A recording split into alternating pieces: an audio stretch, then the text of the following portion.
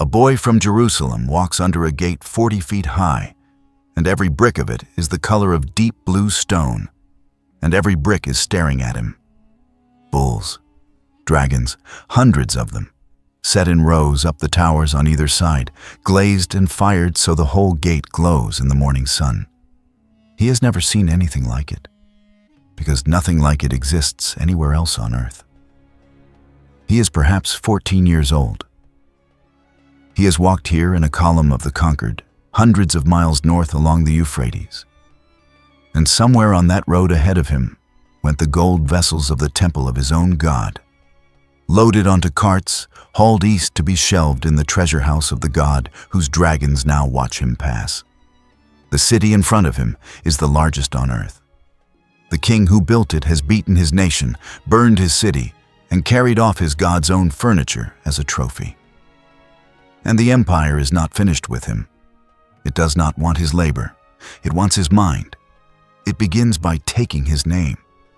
Before the language, before the diet, before the years of training in a script he has never seen, a Babylonian official looks at this boy and decides he will not be Daniel anymore.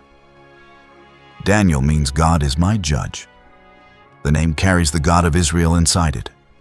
The official erases it and hands back another, Belteshazzar. Bel, protect the king.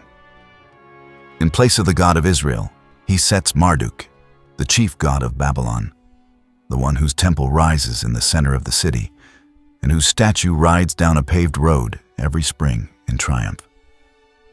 The boy's god has been packed away with the looted gold. Now the boy's name goes the same way. This is not paperwork. This is the point. Babylon is not trying to imprison Daniel. Babylon is trying to make him forget he was ever anyone else. And the whole long story of this episode is the story of why it did not work. How a teenager carried into the heart of the greatest empire on earth, stripped of his country, his temple, his freedom, and his name, kept the one thing the empire was never able to take. To understand what was done to him, you have to understand the city it was done in. In the year 605 BC, Babylon is the largest city on earth. It sits on the flat, alluvial plain of southern Mesopotamia, about 55 miles south of modern Baghdad, straddling the Euphrates, where the river runs slow and wide through baked country. A traveler approaching from the north would see it long before reaching it. The walls come up out of the plain like a range of low hills, and they are not hills. They are brick, mile after mile of brick, raised by a king who meant the sight of them to do exactly what it does, which is to make a man feel small. Herodotus, writing more than a century later, gives numbers so large that no modern historian believes them.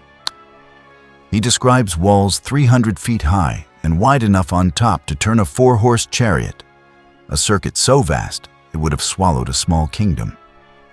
The archaeology corrects him. The German excavator Robert Koldewey, who dug here from 1899 until the First World War stopped his work, traced the real circuit and found walls more modest in height, but still enormous in conception. A double ring of fortification with a moat, towers set at intervals along its length. And outside even that, a further rampart Nebuchadnezzar threw up to enclose the surrounding plain, so that the people of the countryside could flee inside its protection in time of war. Herodotus exaggerated. He did not invent. The thing he was straining to describe and failing really was the most heavily defended place in the world. No army in the region could take it by force, and for 70 years, none did. The man who built it is Nebuchadnezzar II, and to the writers of the Hebrew Bible, he is the great destroyer, the scourge of Jerusalem. To Babylon, he is something closer to a second founder. He has reigned only a few months when Daniel arrives. His father, Nabopolassar, had broken the power of Assyria and founded a new Babylonian empire, and Nebuchadnezzar had served as the blade of it. In 605 BC, the same year Daniel is taken. The crown prince meets the army of Egypt at Carchemish on the upper Euphrates and destroys it, breaking Egyptian power in the Levant and bringing all the land from the Euphrates to the border of Egypt under Babylon's hand. It is in the aftermath of that victory, while Nebuchadnezzar is still in the field, that word reaches him of his father's death. He races home across the desert with a small guard and is enthroned in Babylon within weeks. He is perhaps 30 years old. He will rule for 43 years, and he is not a man content to inherit. He tears down and rebuilds on a scale the region would not see again for centuries. The bricks of Babylon carry his name, stamped into the wet clay before firing, so that a workman laying a course of brick was laying the king's signature into the foundation of the world. He means to be remembered. In one sense, he succeeded beyond anything he could have imagined, though not in the way he intended. And the gap between the two is part of what this episode is about. What that meant on the ground, in Jerusalem, was not abstract. Babylon took the city more than once across these years, and the record of it survives on both sides.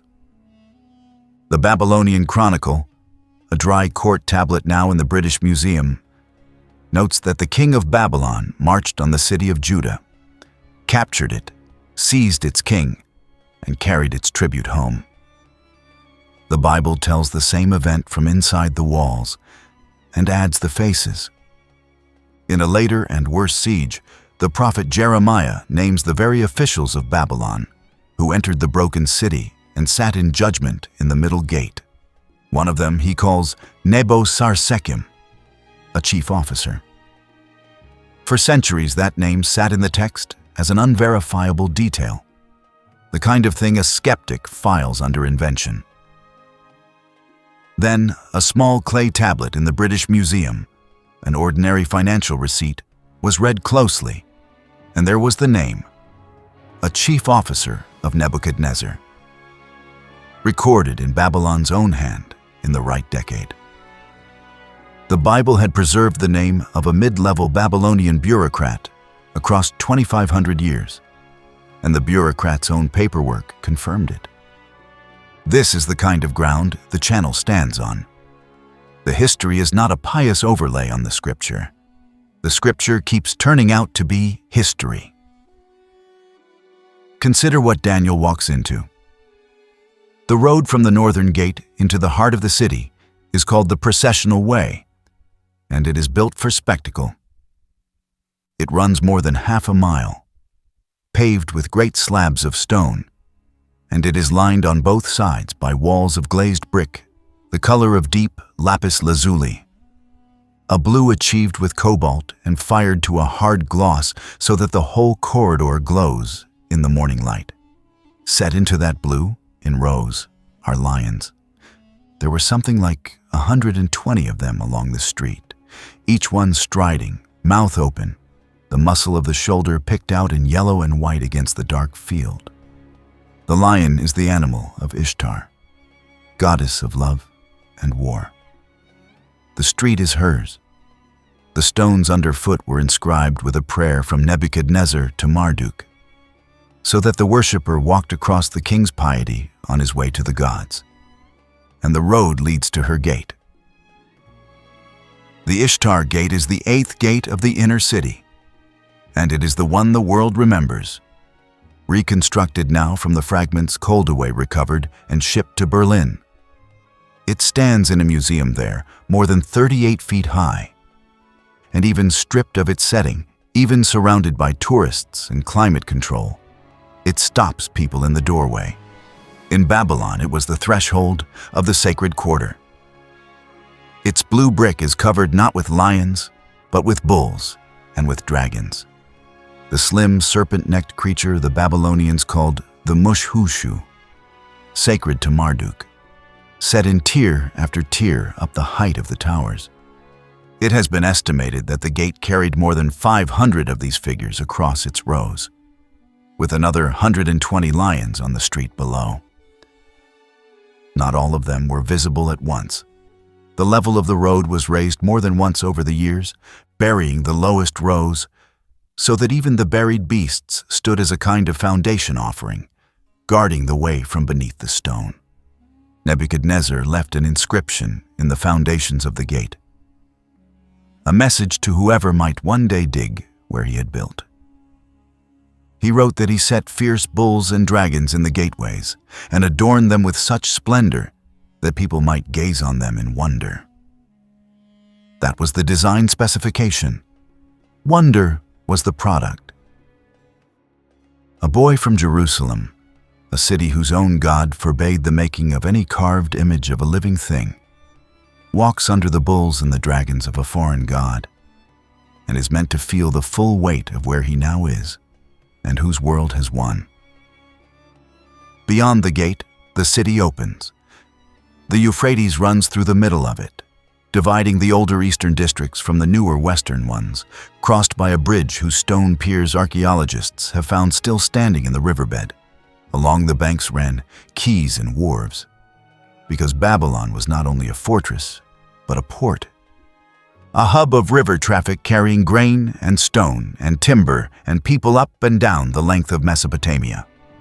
The streets behind the great avenue were narrower and crowded, a press of mud brick houses 2 and 3 stories high. Workshops, courtyards, markets thick with the dust of the grain trade and loud with the languages of a dozen conquered nations. Nebuchadnezzar's labor gangs had been drawn from every land his armies took, and the city they served and swelled was a city of many tongues. A Judean in the street would have heard Aramaic, the common speech of the whole empire, and behind it the older Akkadian of the scribes and the temples, and beyond those the dialects of Elam and Phoenicia and the Arabian tribes. The smells would have been their own kind of assault. The river mud, the smoke of countless cooking fires, the reek of the bitumen the Babylonians used in place of mortar, dredged from the seeps to the north and spread black and stinking between the courses of brick, the same substance the builders of the tower in Genesis are said to have used for mortar. Bitumen held the city together. Literally, Babylon was the known world compressed onto one walled plain, and rising over all of it, visible from every quarter, stood the 2 structures that explained what the whole thing was for. The first is Esagila, the temple of Marduk. The name means the house whose top is high. It was the religious center not only of the city, but of the cosmos as the Babylonians understood it. The home on earth of the god they held to be king over all the gods. The one who in their great creation poem had killed the chaos dragon and built the ordered world from her body and set himself at its center. The temple blazed with gold. Herodotus, who saw it or heard of it, described a golden statue, a golden table, a couch of gold where the priests said the god rested. The second structure stood beside the first, and it is the one that should make a reader of the Bible stop and look twice. Etemenanki. The name means the house of the foundation of heaven and earth. It was a ziggurat, a step tower of 7 tiers rising from a base 91 meters square, climbing perhaps 90 meters into the sky, crowned at the summit by a shrine where the priests said the god himself would descend to rest among men. Each tier, some accounts say, was finished in a different color. From the foot of it, the tower looked like a staircase built into the clouds. The Babylonians did not understand it as a failed monument. They understood it as a success, a working bridge between the earth and the heaven of their god, the axis on which the world turned. Between the gate and the temple complex lay the palace, and it too was built to overwhelm. The southern palace of Nebuchadnezzar covered a vast footprint, organized around a series of courtyards. Hundreds of rooms ranged around them, the throne room facing the largest court so that a visitor crossed open ground under the eyes of the court before he ever reached the king. The facade of that throne room was finished. Like the gate, in glazed brick, columns and palmettes, and a frieze of lions in yellow and white on a blue field. the same striding lions of the Processional Way, so that the king sat enthroned behind a wall of the city's power, made into ornament. Somewhere in or near this palace, ancient writers placed one of the wonders of the world, the Hanging Gardens of Babylon, a mountain of terraces planted with trees and watered by some hidden engine, built, the legend says, by Nebuchadnezzar for a wife who missed the green hills of her Median homeland. Here, the historian must be honest. No certain trace of the gardens has been found in Babylon. No Babylonian text of Nebuchadnezzar's own describes them. And some scholars argue the famous gardens belonged to a different king in a different city altogether, and were only later attached to Babylon's fame. The gardens may be legend, but the legend grew where it did for a reason. This was a city about which such a thing could be believed, a place whose real splendor was large enough that the impossible attached itself naturally to its name. Scholars identify Etemenanki with the Tower of Babel. The Hebrew word Babel is simply Babylon. The plain of Shinar, where Genesis sets the story, is this plain. The tale in Genesis 11 of a people who said to one another, "Let us build a tower whose top reaches to the heavens, and let us make a name for ourselves," was written about exactly this kind of structure in exactly this place, by people who had stood in its shadow and known what it was for. The Babylonians built a tower to make a name. The God of Genesis came down, the text says with a deliberate and cutting irony, came down to see the tower that was meant to reach him, and scattered the builders and confused their speech. Daniel walked past the Tower of Babel on his way to school. He walked, that is, past the monument to human ambition reaching for heaven, into a program designed to bend his own mind toward the God who lived at the top of it. School is the right word for what came next, and it is the heart of this story, more than the walls or the gate or the tower. The book of Daniel states it plainly in its opening lines. Nebuchadnezzar instructs the chief of his officials to select certain of the captive youths, the ones without physical blemish, handsome, quick to learn, capable in every kind of wisdom and knowledge, fit to stand in the king's palace, and to teach them the literature and the language of the Chaldeans. They are to be fed for 3 years from the king's own table, given the king's own wine, and at the end of it, the best of them will enter the royal service. This is not the lot of most of the exiles. Understand the difference, because it matters. The great mass of Judeans carried off in the deportations were not brought to the palace. They were settled in the countryside, in the war-ravaged south along the canals, and set to rebuilding the infrastructure of a land Babylon's own wars had wrecked. We know this now with a precision earlier generations of scholars could only dream of. Because a horde of clay tablets has surfaced from a settlement the Babylonians called al-Yahudu, the town of Judah. The tablets record the ordinary business of that community across 100 years. Judean names, fathers and sons, recognizable Hebrew names built around the name of Israel's God. Buying and selling, leasing fields, paying taxes, lending silver, raising children along an irrigation channel far from home. One contract was signed on the bank of a canal the Babylonians used for transport, and the Bible calls the river Kebar, the very water where the prophet Ezekiel saw his visions. This is the world of Psalm 137, the most famous cry of the exile. By the rivers of Babylon, the psalm says, "There we sat down and wept when we remembered Zion. On the poplars there we hung up our harps, for our captors demanded songs. And how could we sing the song of the Lord in a foreign land?" The rivers are these canals. The captors are these Babylonians. And the bitterness curdles, by the end of the psalm, into something terrible, a prayer for vengeance on Babylon so raw that it has troubled readers ever since. That is the emotional truth of the wider exile. Grief and the refusal to forget, and the longing for home pressed down hard under the weight of an empire. The tablets even confirm a stranger detail of the biblical account. In Nebuchadnezzar's own palace, archaeologists found ration lists, records of oil and grain doled out from the royal stores, and on them, named, is Jehoiakim, the young king of Judah, taken in a later deportation, listed with his 5 sons and receiving the king's provision. The Bible says he ate at the king's table in his captivity. The Babylonian bureaucracy wrote down the groceries. The 2 records, separated by 25 centuries and never meant to meet, agree. But Daniel is not sent to the canals. Daniel is sent up, into the palace, into a program built for a sharper purpose than labor.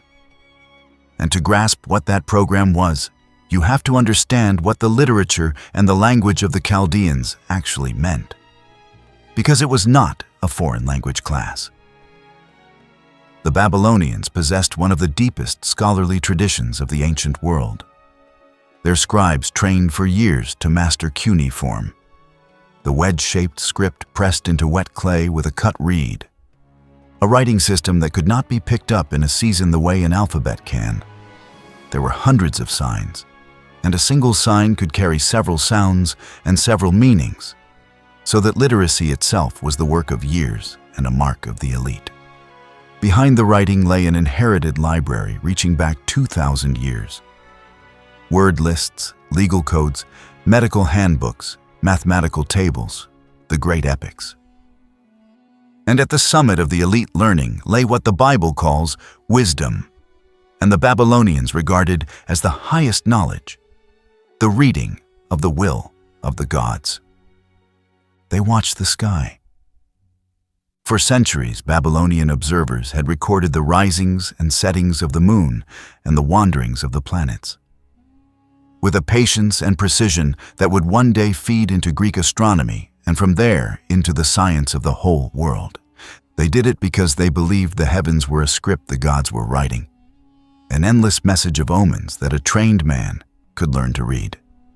The Great Omen series, the one the scribes called Enuma Anu Enlil, ran across some 70 tablets, cataloging what an eclipse foretold, what the appearance of a planet at a certain station in a certain month meant for the king and the harvest and the war.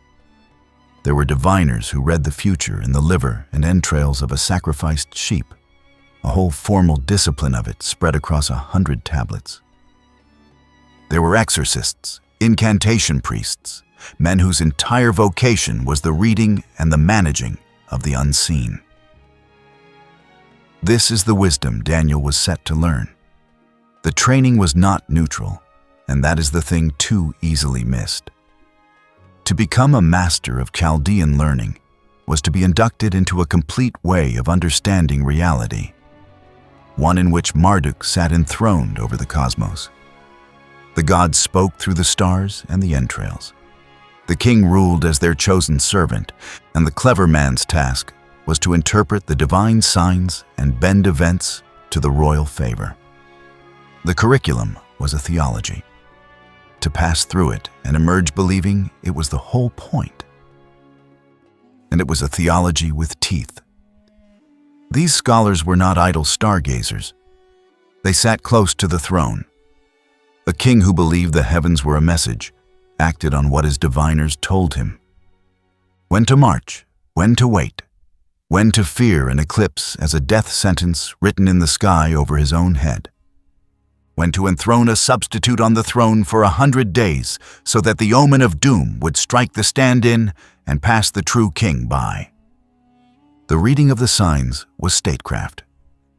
To train a Judean boy in this art was to hand him the keys to power, and to bind that power in the same motion to the gods of Babylon.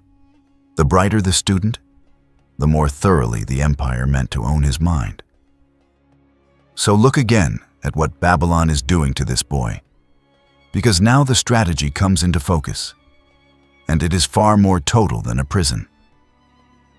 They change his food, so that the rhythm of his body and his days belongs to the king's table.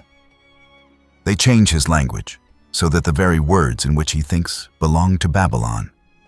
They change his learning, so that the framework through which he reads the sky, the world, and his own future belongs to Marduk.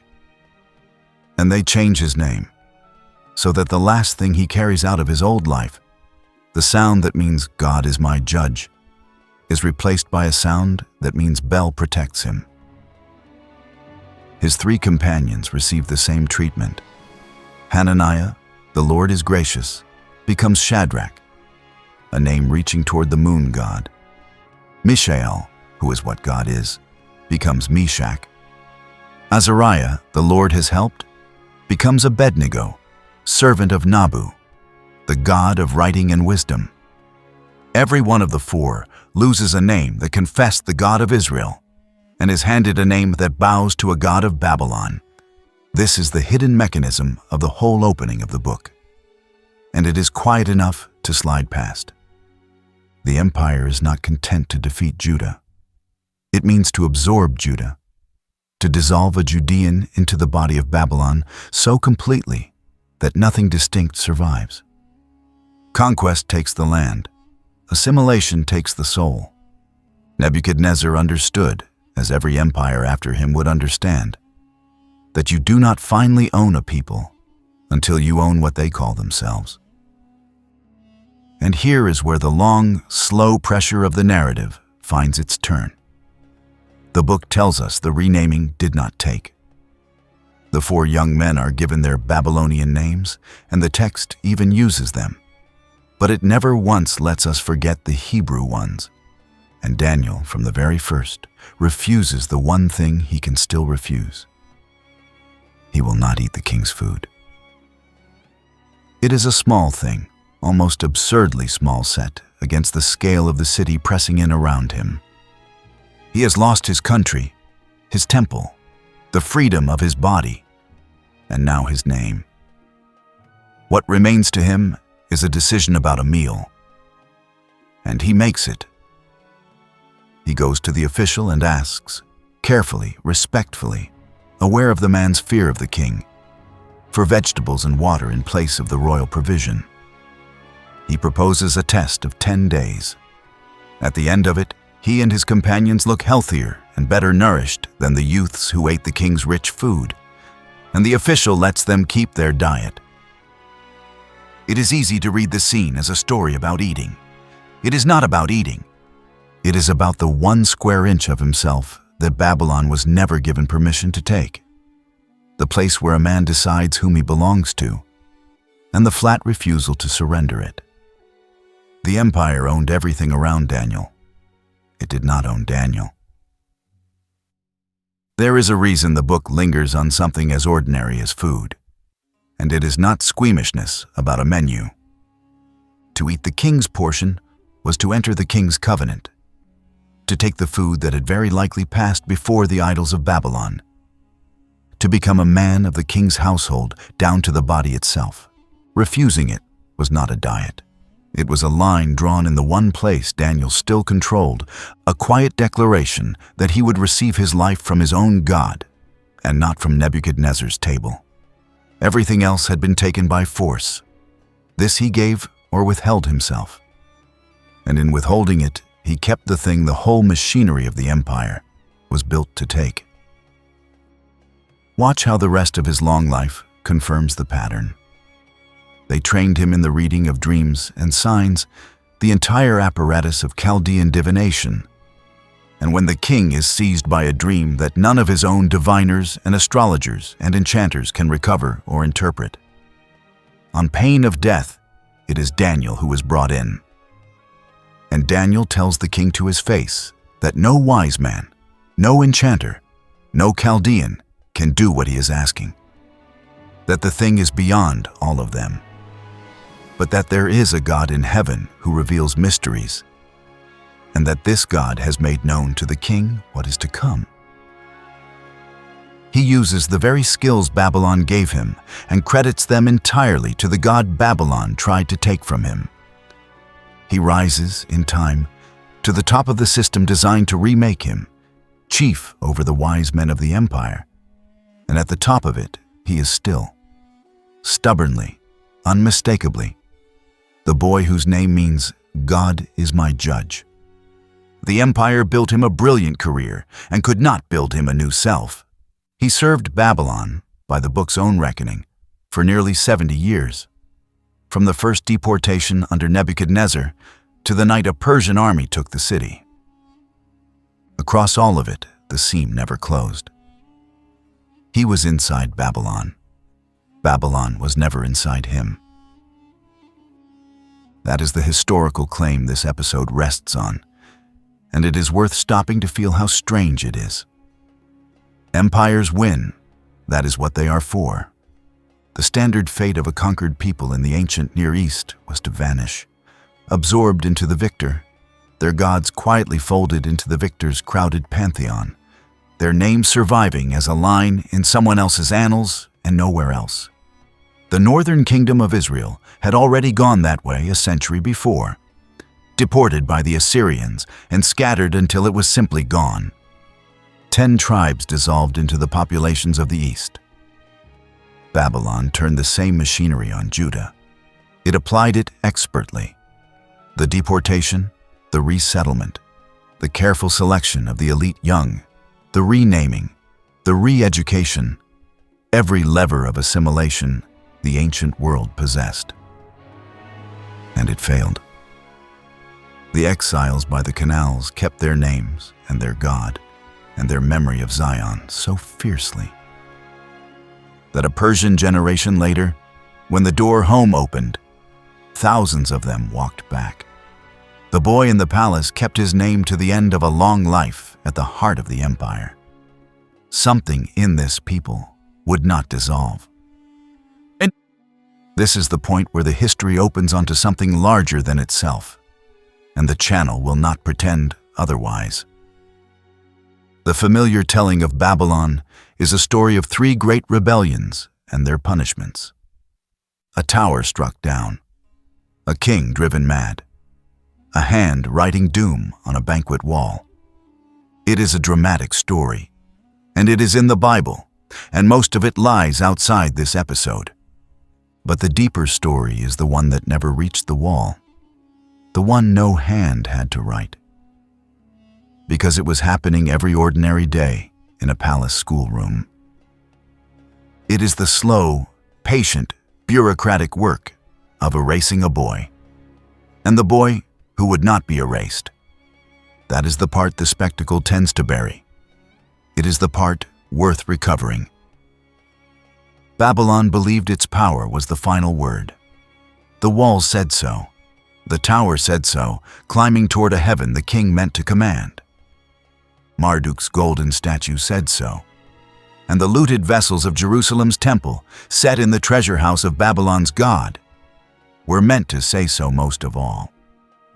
When Nebuchadnezzar took the sacred vessels of the Lord and placed them in the house of his own god, he was making an argument in the only language the ancient world fully understood.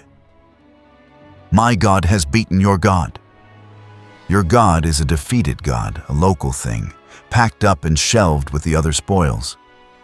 The whole apparatus of the exile was built to make that argument and to make it stick. And here is the irony, the centuries delivered in reply.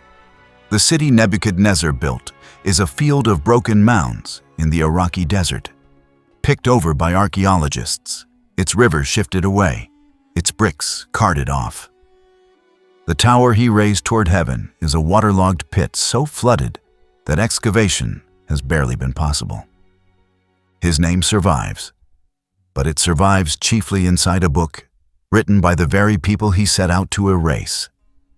A book in which he appears not as the king of the cosmos, but as a man taught, slowly and the hard way, that there is a kingdom higher than his own and a God who sets up kings and brings them down. The Bible swallowed Babylon. The empire that set out to absorb Judah was itself absorbed, reduced at last to the setting of a story about the God it could not defeat. And that is the claim at the center of this entire series, told here through one boy and one city. The God of Israel is not a tribal deity, who lost the day his temple was looted and his people marched east. The looting itself, which Babylon staged as the proof of Marduk's victory, the Bible reads in the exact opposite direction. The Lord, the book of Daniel says in its second verse, gave Jehoiakim and the vessels of the house of God into Nebuchadnezzar's hand. The defeat was not God's failure. It was God's own act, a discipline laid on his people for their faithlessness, exactly as the prophets had warned for 100 years. And even in the heart of the conqueror's city, even inside the palace school built to manufacture loyal Babylonians out of Judean boys, that God was present and at work, giving a young man favor with his keepers and wisdom beyond his teachers, and a name he would not give up. The exile did not prove that the God of Israel was small. It proved the opposite. It proved he was not bound to one hill in Judea, not contained in one temple, not packed away with the looted gold. He was the God of the rivers of Babylon, too. Present in a foreign land, sovereign over the king who imagined himself the measure of the world, ruling from inside the very kingdom that thought it had defeated him. This is the world into which, 6 centuries later, the Word would be made flesh. The pattern set on the plain of Shinar is the pattern the whole long story moves toward. A kingdom that wears the shape of defeat and is not defeated.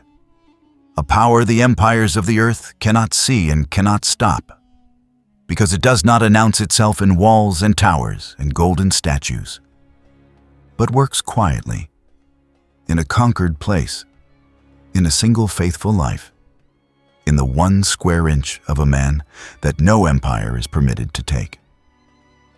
Daniel kept his name in Babylon. The promise that name carried, that God is the judge, that he had not abandoned his people to the gods of the nations, ran on through the centuries and the silences that followed, down to a child born under a different empire in another occupied land, who would be given a name by an angel before he was born, and who would not need an emperor's permission to keep it. When everything around you is built to make you forget who you are, what is the one thing you would refuse to give up? For Daniel, it came down to a meal and a name. Let me know in the comments. The Babylon that took Daniel was not the last empire to stand over the people of God, and it was not the one that came nearest to erasing them. That grim distinction belongs to a later conqueror, a Greek-speaking dynasty that did not loot the temple but defiled it, that did not merely rename a handful of captives but set out to abolish the law of Moses itself, to make the keeping of the covenant a crime punishable by death. When that empire pushed too hard, it met something Babylon never did. A village priest and his sons took up swords in the hills of Judea and refused to die quietly. The story of how one family took their country back against the full weight of an empire is called the Maccabean Revolt, how a priest's family took back Israel. If you want to follow this history as it unfolds, subscribe, and the next episode will find you.